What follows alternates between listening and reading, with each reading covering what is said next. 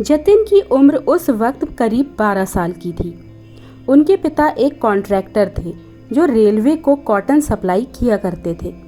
उनके दफ्तर के बाहर कुछ साल पहले तक भी एक बोर्ड लगा था जिस पर लिखा था Chunnilal Khanna and company, government contractor. Jatin उस रोज स्कूल से आने के बाद अपने पिता के ऑफिस पहुंच गया। पिता किसी मीटिंग में गए थे। उनके कैबिन के अंदर जाते ही जतिन कूदकर अपने पिता की कुर्सी पर बैठ गया और कॉमिक्स पढ़ने लगा। ठीक उसी वक्त उसके मामा के तलवार केबिन के अंदर दाखिल हुए। तलवार जतिन के पिता के साथ काम करते थे। जतिन को अपने पिता की कुर्सी पर इस तरह बैठे देखकर पता नहीं क्यों उन्हें गुस्सा आ गया।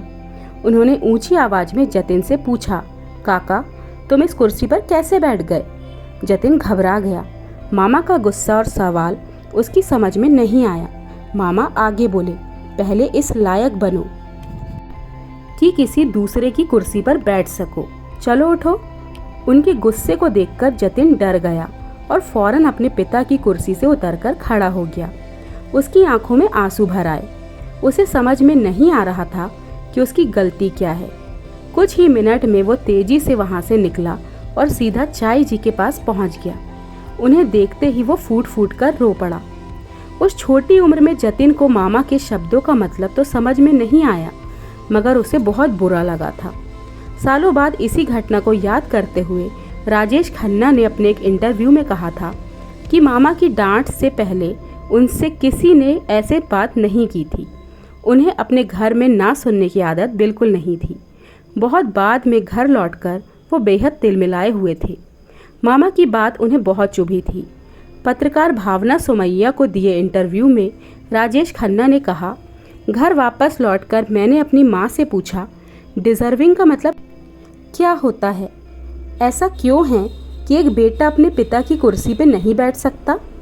जतिन के इस मासूम सवाल के जवाब में लीलावती खन्ना ने जो कहा वो जतिन के ज़हन में हमेशा के लिए दर्ज हो गया। ये उसकी ज़िंदगी का पहला अहम सबक था। चाय जी ने उसे उसके पिता के संघर्ष की दास्तान सुनाई। चुन्नीलाल खन्ना ने ठाकुर द्वार की एक चाल में रहकर बम्बई में अपनी जद्दोजहद शुरू की थी।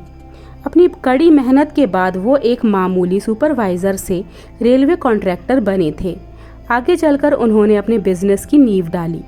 दिन रात मेहनत करते हुए संघर्ष में कितने साल कैसे बीत गए पता ही नहीं चला। कहानी सुनाते हुए आखिर में चाय जी जतिन से बोली, तुम्हारे मामा ने आज जो तुम्हें लायक बनने की बात कही है उसका मतलब ये था कि जिस तरह वो मेहनत करके उस कुर्सी तक पहुँचे हैं तुम्हें भी ज़िंदगी में वैसी मेहनत करनी होगी, लायक बनना होगा।